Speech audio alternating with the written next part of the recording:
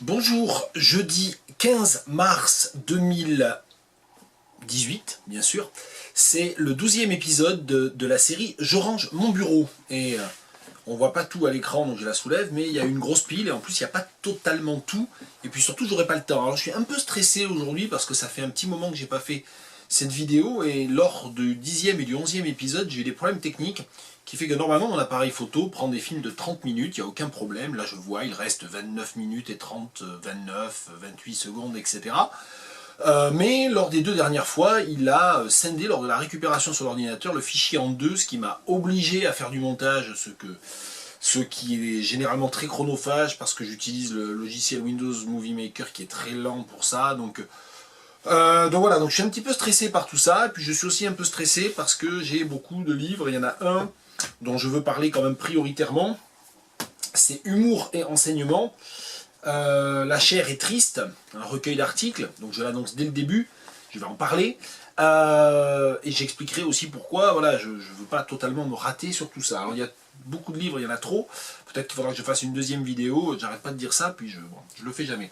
Alors en tête de gondole, ou en tête de pile, il y a deux livres qui n'étaient pas strictement, à strictement parler sur mon bureau, mais qui font partie des nombreux livres qui encombrent un peu ma table de chevet. Et sur ma table de chevet, il y a d'habitude, bien sûr, des livres en cours de lecture brève ou en cours de lecture plus longue. Et puis il y a des livres que j'ai pu reprendre à un moment donné et puis oublier là. Je me suis rendu compte en faisant un peu de rangement hier, donc c'est pas vraiment je range mon bureau, que ces deux livres-là, je les avais repris, j'avais relu un petit peu, et ça faisait sans doute quelques mois désormais que je n'avais pas touché, donc il allait falloir aller les ranger. Eh bien, ces livres-là, tout le monde les connaît. Il y a Les Fleurs du Mal de Baudelaire, et il y a les œuvres complètes de René Char. Alors, je voulais juste commencer la vidéo par ça, parce qu'il y a un double clin d'œil là-dedans.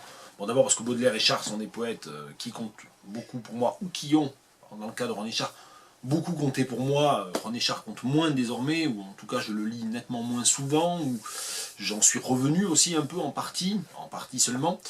La petite anecdote concernant les Fleurs du Mal, mon exemplaire des Fleurs du Mal de Baudelaire, c'est que je le tiens de mon père, et en fait mon père avait acheté cette édition, je ne sais trop où, mais c'est publié chez Gibert Jeune à Paris, et je dois avouer que j'avais jamais su, j'ai jamais vraiment revu, j'ai jamais su en fait à quel moment Gibert avait été éditeur aussi, et c'est le seul livre que j'ai en fait jamais vu qui était édité chez Gibert, donc c'était un peu là pour la curiosité. Et puis René Char, mon Pléiade de René Char, parce que en fait c'est le sujet de moquerie ou on va dire de remarques ou d'échanges assez réguliers. Je n'en dis pas plus. Si vous êtes curieux, demandez-moi pourquoi le Pléiade de René Char a toute une histoire, et je vous la raconterai volontiers. Alors, on en vient au sérieux, c'est-à-dire les vrais livres qui se sont empilés sur mon bureau parce que je viens de les lire. Et donc le premier, comme je le disais, c'est un livre qui était un livre d'une collègue éminente, mais qui est aussi une amie, Corinne François Denève. Il est dirigé par Corinne François Denève. C'est un recueil d'articles qui est paru récemment aux éditions L'Harmattan. Donc ça s'appelle La chair est triste, humour et enseignement. Et en fait, c'est le premier ouvrage que je chronique dans ces séries Je range mon bureau, qui m'a été en fait envoyé gracieusement, donc je remercie encore Corinne, je remercie les éditions de l'Harmattan, et c'est aussi pour ça que bon, voilà, je me sens un petit peu quand même obligé d'en parler, et puis d'en parler de manière un peu détaillée, parce que voilà, quand même Corinne m'a fait la gentillesse de me faire envoyer ce livre, que j'aurais acheté en fait, mais bon là, donc du coup j'ai fait une petite économie, donc je vous le signale, mais vous ne faites pas d'économie, achetez ce livre. Surtout si cette question, des recherches sur l'humour, de la réflexion sur l'humour vous intéresse. Il s'agit donc d'un recueil d'articles qui est consacré spécifiquement à la question de l'humour dans l'enseignement, ou des liens qu'il y a entre la pratique de l'humour et la pratique de l'enseignement. Alors Corinne François Denève n'est pas seulement la maîtresse d'œuvre de cet ouvrage-là, elle a rédigé une préface, elle a rédigé le premier article qui s'intitule Situation 1, 2 et 3 à la recherche de l'humour en recherche sur l'humour, dans lequel elle évite subtilement et partiellement l'antimétabole. Et elle a également animé une table ronde lors d'un colloque qui a servi de soubassement à ce recueil, Lors de cette table ronde, d'ailleurs, intervenait Philippe Chardin, qui était un collègue à moi, avec qui j'ai travaillé à de nombreuses reprises, à qui est dédié le recueil, puisqu'il est mort l'an dernier. Voilà, donc ça c'est le travail de Corinne François Denève, c'est pas seulement d'avoir mis ensemble, d'avoir monté le projet, d'avoir mis ensemble ces articles-là, c'est aussi d'avoir écrit ces différentes parties, mais aussi d'être allé chercher, d'être allé pister un certain nombre de formes de l'humour sur les réseaux sociaux. Il y a plusieurs portraits, plusieurs interviews qui sont reprises, qui sont des sortes de, comment dire, d'instantanés, de questions qui sont posées à des auteurs de comptes parodiques, principalement sur Twitter et sur Facebook, liés au monde de l'enseignement. Alors soit évidemment dans le secondaire, Monsieur le prof, RIP Éduc, que certains connaissent peut-être, Vie ma vie d'instit, donc pour l'enseignement primaire, et puis aussi bien sûr Unifrance ou Academia Obscura, pour l'enseignement universitaire. Donc parmi les nombreux mérites de ce livre a aussi pour, en quelque sorte, pour mérite, de poser comme jalon un moment aussi de la communication sur les réseaux sociaux, qui est la façon dont un certain nombre d'enseignants, de praticiens d'enseignement, se sont appropriés les réseaux sociaux, s'approprient les réseaux sociaux pour peut-être finalement très indirectement informés sur leur métier, ou en tout cas communiquer sur le métier, voire avoir souvent d'ailleurs même des revendications ou des critiques de l'administration de tutelle, des rectorats, des ministères, à travers l'humour.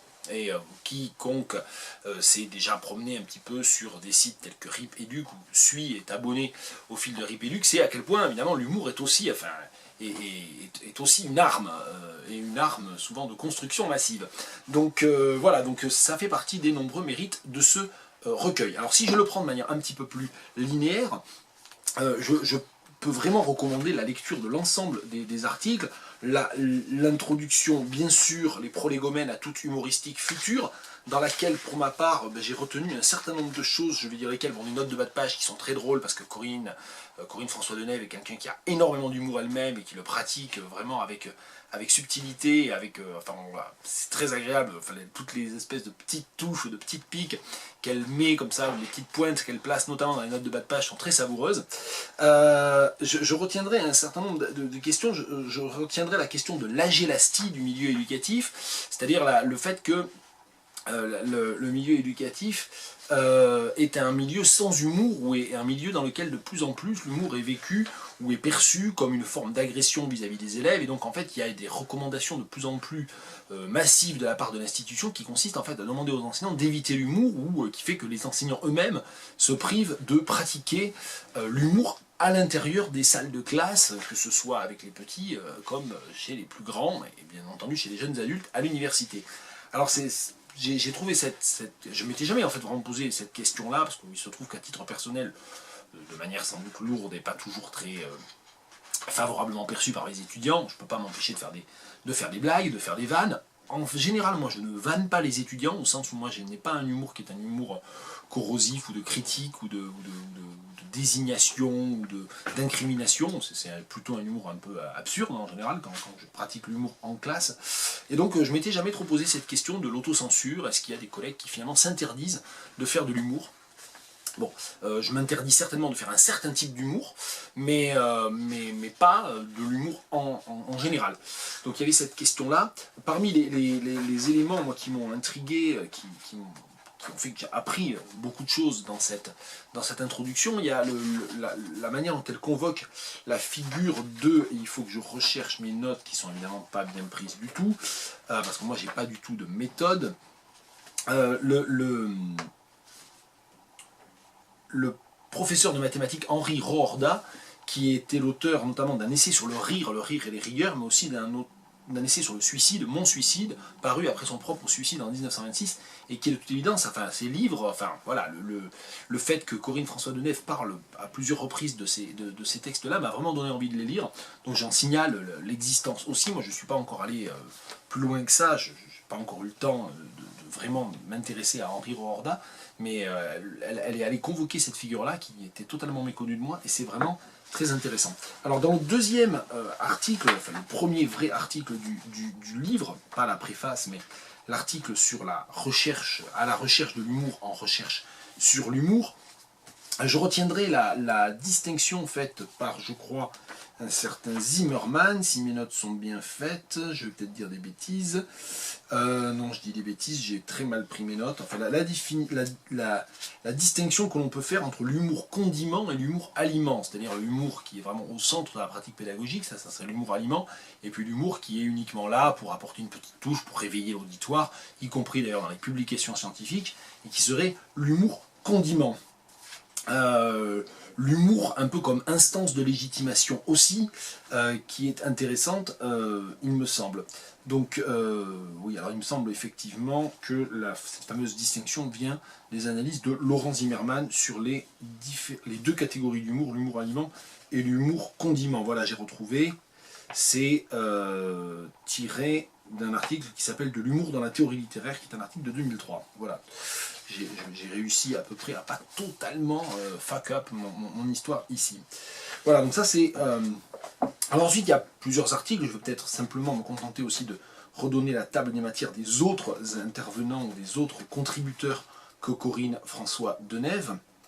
Il y a un article sur Lucien de Samosate par Marie Fontaine, il y a un article sur l'Orthoepia gallica par Susan Badley, il y a un article sur le De Sermone de Giovanni Pontano par Florence Bistagne, il y a un article sur Don Quichotte, maître de sérieux et modèle d'humour par Yenmai Tran Gerva, et il y a un article sur humour et punition physique dans les public schools anglaises au XIXe siècle par Agnès Millot, un article sur Nicholas Nickleby de Dickens et le professeur Unrat de Heinrich Mann par Benoît Pivert, un article de Jean-Charles Gelot sur le charivari, sur l'humour du charivari, le dessin d'humour dans les revues type charivari, l'humour de soi, sérieux précaire et humour par Pierre-Johan Lafitte, et ça c'est un article d'ailleurs qui m'a pas mal influencé, qui m'a pas mal fait réfléchir moi à ma propre pratique, ça je tiens à le signaler aussi, ça, cet article-là aussi a eu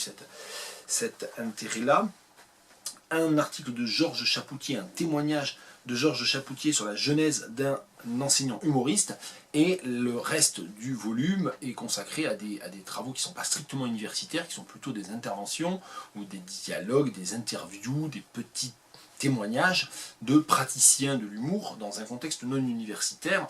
En l'occurrence, bon, j'en ai cité certains, il y a Nicole Ferroni, il y a Nathan Hall du site Shit Academics Say, donc un entretien là aussi est ici traduit par Corinne François Denève, et enfin la fameuse table ronde.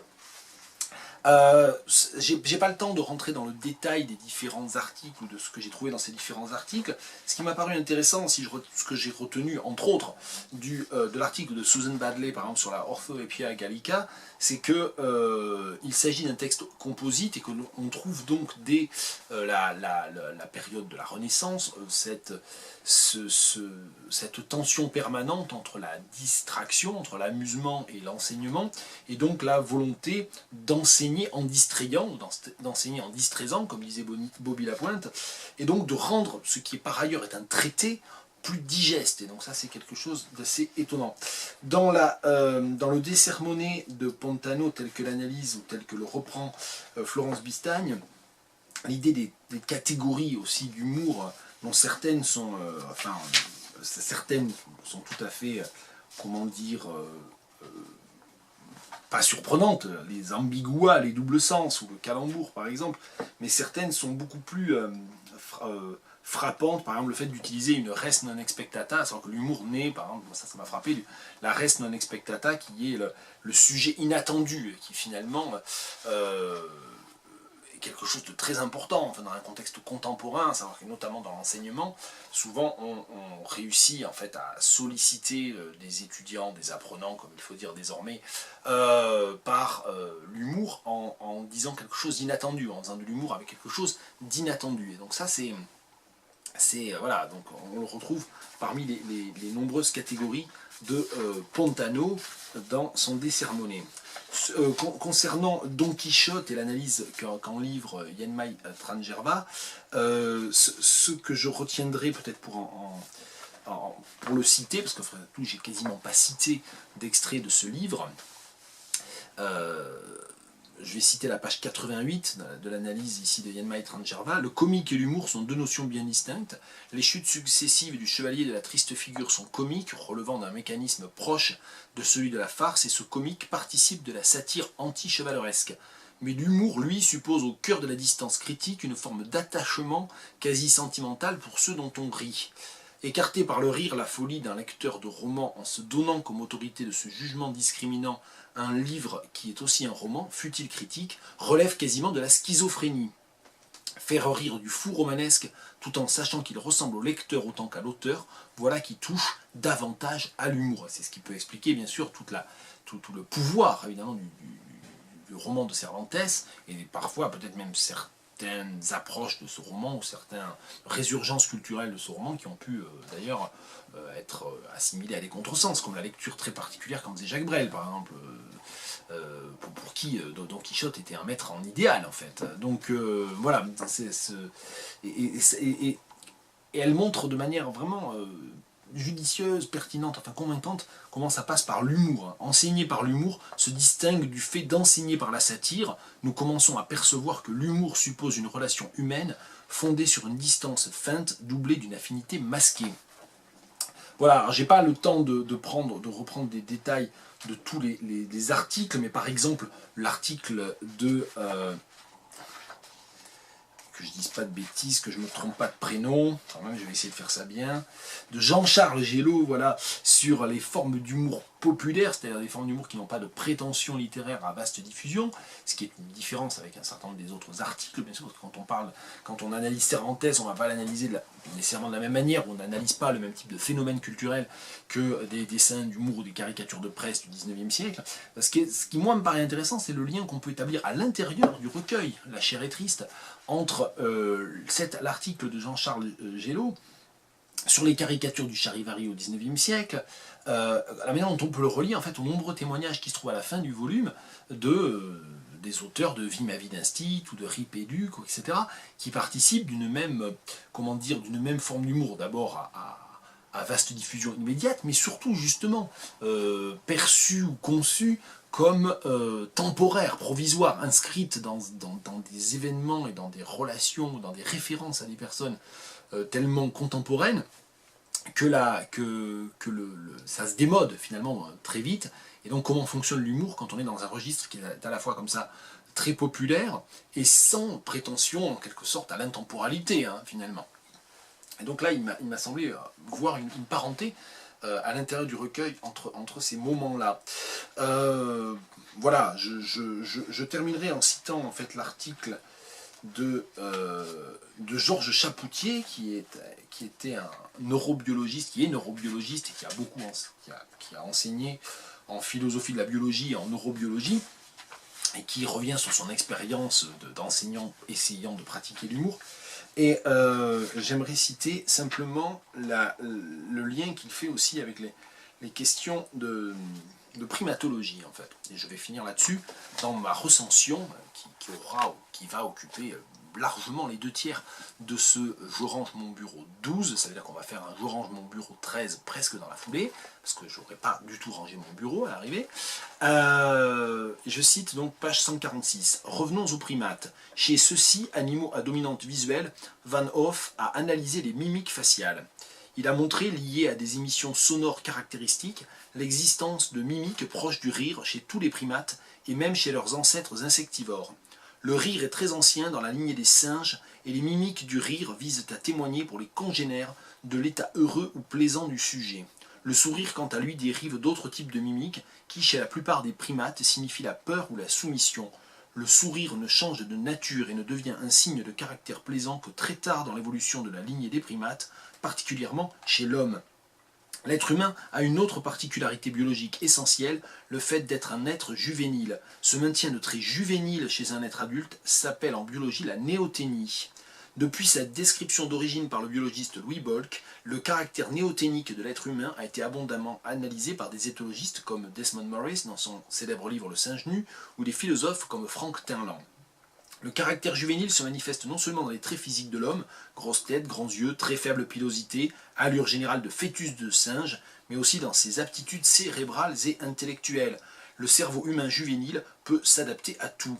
Notamment, alors que la plupart des mammifères jouent seulement quand ils sont jeunes, l'homme reste un joueur toute sa vie, une aptitude qui revêt une importance particulière dans le fait qui nous intéresse ici, à savoir que l'homme est capable de maintenir toute sa vie un goût prononcé pour l'humour. Voilà, donc une approche radicalement différente, par exemple, d'autres articles plus strictement littéraires que l'on trouve dans ce recueil. Voilà, donc je n'en dis pas plus, j'en ai déjà dit beaucoup, je pense. La chair est triste. Humour et enseignement, c'est chez l'Harmattan, c'est dans toutes les bonnes librairies, en solide ou en ligne, et ça peut aussi d'ailleurs, je pense, s'acheter en format Kindle, voilà. Donc ça j'ai pas vérifié, mais bon voilà, parce que je fais pas bien mon travail, que je suis pas un professionnel du journalisme littéraire, voilà. Donc très chaudement recommandé. On a compris que c'est en partie du copinage, mais c'est pas que du copinage. Bien, je poursuis, il me reste seulement 9 minutes, donc je vais aller vite. Un homme chez les microbes de Maurice Renard, ben ça va aller vite parce que c'est pas un livre que j'ai lu, j'ai besoin de le ranger parce que c'est mon épouse qui l'a lu, et mon épouse a déjà lu de nombreux livres de Maurice Renard, et elle me dit qu'il faut vraiment que j'en lise, et je l'ai toujours pas fait, c'est pas bien. Voilà, c'est un livre publié aux éditions de l'Arbre Vengeur, c'est préfacé par Claro, qu'on ne présente plus. Et donc Maurice Renard, c'est notamment l'auteur des Mains d'Orlac, mais alors pas seulement. Il a écrit de nombreux autres romans, et de par ce qu'on m'en dit, de par ce que mon épouse m'en dit, ça vaut le déplacement. Donc là, Un homme chez les microbes, c'est une fantasmagorie de science-fiction, et c'est apparemment, entre autres choses, très drôle, ce qui peut permettre aussi le lien avec le sujet dont je parlais auparavant, humour. Moins drôle, mais très beau, et surtout c'est une publication récente, c'est sorti en février dernier, le dernier recueil de poèmes de William Cliff au nord de Mogador. Et William Cliff, c'est un poète belge, si vous ne le connaissez pas, ben, je ne vais pas le présenter maintenant parce que j'ai peu de temps, donc je vais essayer d'écluser un maximum de livres dans le temps qui me reste, et pour cela je vais vous lire un poème. Je ne vais pas en parler plus, voilà. Au nord de Mogador, William Cliff. L'oiseau. Tout à l'heure, pendant ma promenade, j'ai entendu un oiseau qui chantait, très faiblement, à travers le branchage des arbres dénudés de la forêt. Tout était noir et humide alentour, et j'entendais faiblement le discours très discret, et comme s'il hésitait, de l'oiseau minuscule dans la nuit. Or il y avait quelqu'un qui marchait derrière moi. Je lui dis s'il vous plaît, quand il fut arrivé à ma hauteur. « Connaissez-vous les oiseaux » ? « Pas du tout, me dit-il. Il avait des écouteurs qui l'empêchaient certainement d'entendre.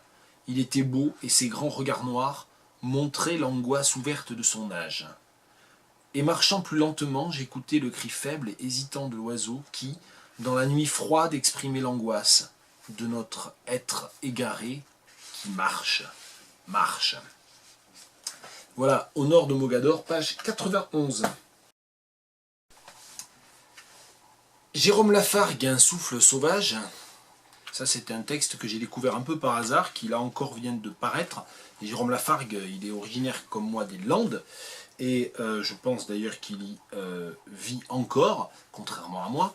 Et il a écrit ce petit texte en hommage en fait à son père, ou bon, sinon en hommage du moins pour essayer de revenir sur le suicide de son père et sur un incident ou un épisode de son enfance, dans lequel en fait le suicide ultérieur de son père pouvait se trouver préfiguré.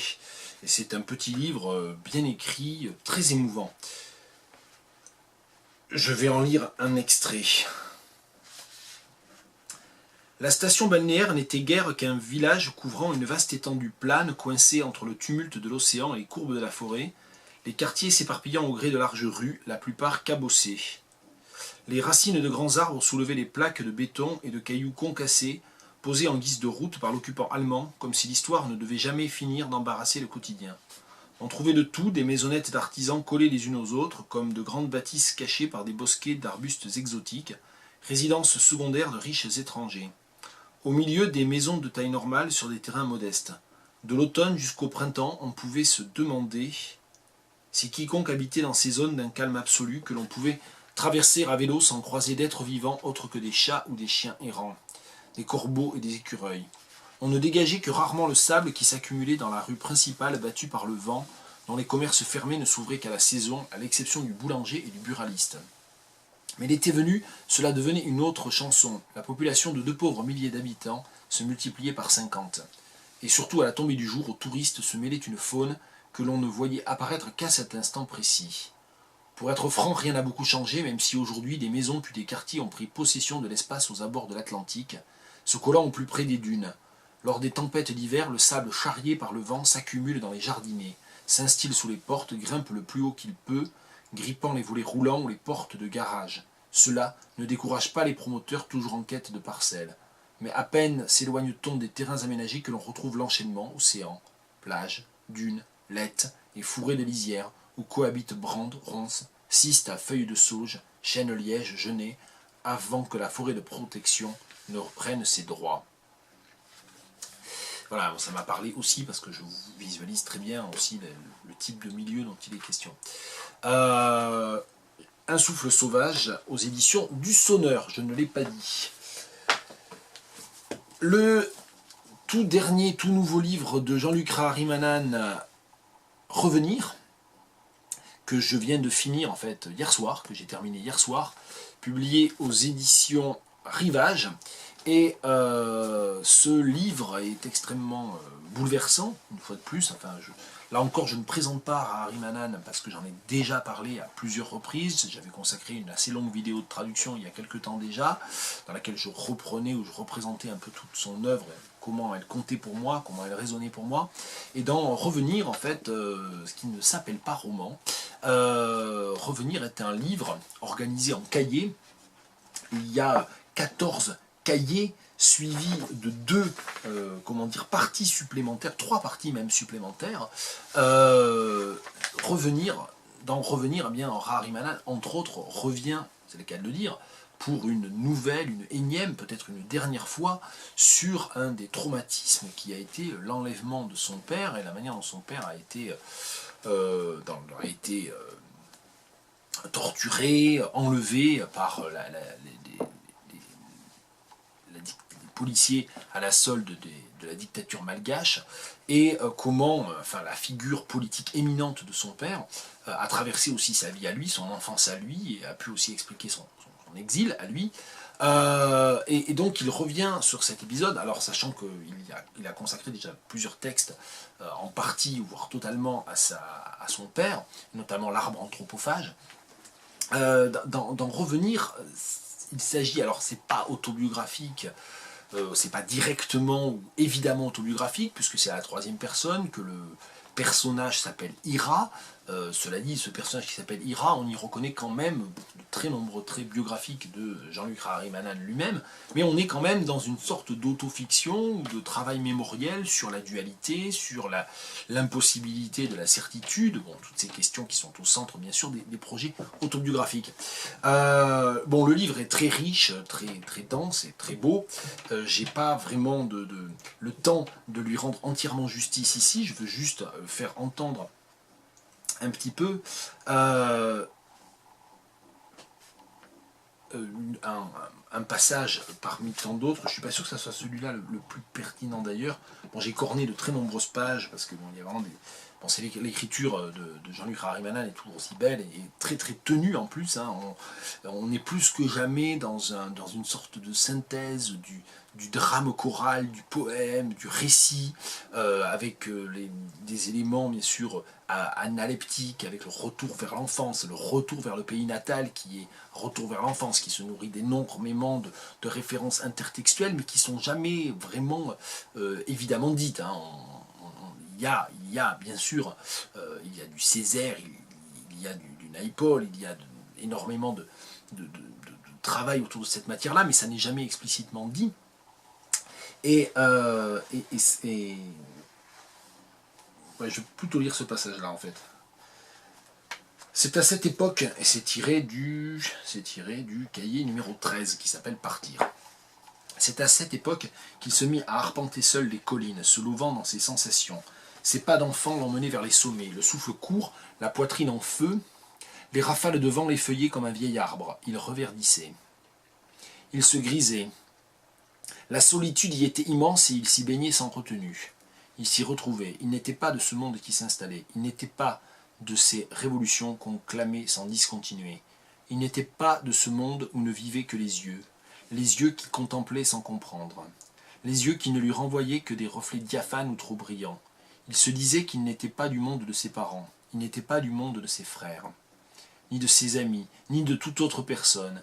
Il était de ce monde où la magie était sœur jumelle de la réalité, où les récits se transformaient en vie, où les vies se transformaient en récits. Ce nouveau monde était en train de tuer le sien. Il le comprenait trop bien. Son monde se mussait, se terrait dans le silence.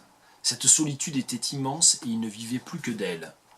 Il aspirait à se fondre en elle et à ne plus se souvenir, puisque tout était oubli, écroulement sans fin. Il était étonné du temps qui passait, pourquoi les choses ne restaient jamais.